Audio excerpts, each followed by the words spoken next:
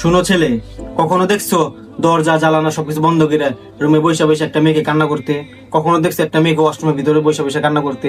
কখনো দেখছো একটা মেয়েকে ভাতের থালার সামনে নিয়ে কান্না করতে? কখনো দেখছো একটা মেয়েকে রাতের পর রাত জায়গা জায়গা একটা ছেলের জন্য কান্না করতে, ছটফট করতে দেখছো? কখনো শ্বাস নিঃশ্বাস এগুলো বন্ধ হয়ে যেতে কখনো দেখছো? দেখো নাই, তাই আমরা বুঝি না একটা মেয়ের ভিতরের ফিলিংস। মেয়েরা হচ্ছে চাপা স্বভাবের, বুঝতে পারছো?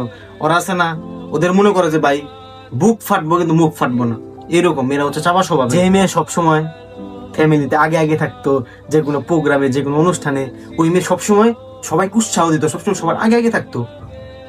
ওই মেয়ে এখন সবার পিছে পিছে থাকে।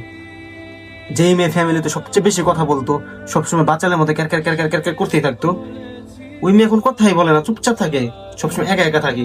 যেই মেয়ে সবসময় সবার সাথে একসাথে থাকতে ভালোবাসতো, সবার সাথে আড্ডা দিত, সবার সাথে হাসি খুশি থাকতো, এক কথায় বলতে পারো পুরো ফ্যামিলিটারে যে মেয়ে হাসি খুশি রাখতো, ওই মেয়ে এখন একা থাকে। যেই মেয়ে রাতের অন্ধকারকে ভয় পাইতো, ওই মেয়ে এখন অন্ধকারকে ভালোবাসে। যেই মেয়ে রুমে একা শুয়ে থাকতে ভয় পাইতো, ওই মেয়ে এখন রুমে একা শুয়ে থাকতে ভালোবাসে। তাহলে বুঝো কত একটা আঘাত পাইছে ওই মেয়ে, কত বড় একটা ধোকা খাইছে ওই মেয়ে, তাই না?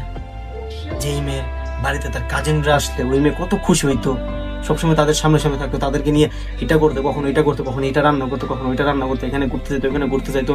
আর এখন রুমের এক কোনায় সে বসে থাকে। আগে সে মানুষের হাসাইতো, এখন সে তার নিজেরই হাসাইতে পারে না। আর আমরা পুরুষরা, আমরা ছেলেরা যে বলি না মেয়েরা 2 আনা, মেয়েরা 4 আনা, আমি একটা গেলে 10টা মেয়ে আসবো, আরে মেয়েরা খারাপ বাউতা কত কিছু আমরা বলি, তাই না? বেশটা পর্যন্ত বলি আমরা একটা মেয়েকে। আর ব্রেকআপ হলে তো কোনো কথাই নাই, ব্রেকআপের সাথে সাথে আমরা মেয়েকে গালি গালাজ করি, মেয়ের সম্মানে আঘাত করি আমরা। দেখো ভাই, আজকে একটা কথা বলি, মেয়েরা কেমনে খারাপ হবে আমার বলবো। দেখো, একটা মেয়ে যখন তার বাবা মার গর্ভে আসে, তখন সেই মেয়ে ওই বাবা মার বাড়িতে ইমান হয়ে আসে, ইমান ইমান। ওই মেয়ে যখন আস্তে আস্তে বড় হয়, তারপর ওই মেয়ে যখন বিয়ে হয়, তখন সে যে বাড়িতে যায়, ওই বাড়িতে সে সম্মান নিয়ে যায়। ওই মেয়ে যখন একটা বাচ্চার মা হয়, আর মা মানে কি? মা মানে হচ্ছে জান্নাত। তাহলে বলো, মেয়েটা খারাপ হইলো কই? মেয়েটা ভাওতা হইলো কই? মেয়েটা বেশ্যা হইলো কই? আমরা ছেলের একটা মেয়েকে ভাওতা বেশ্যা বানাইতে বাধ্য করি। আমরা পারি একটা মেয়েকে ভাওতা বেশ্যা বানাইতে, আবার একটা মেয়ে পারে একটা ছেলেকে গাঁজা করে গাঞ্জট্টি বানাইতে। Same same but different.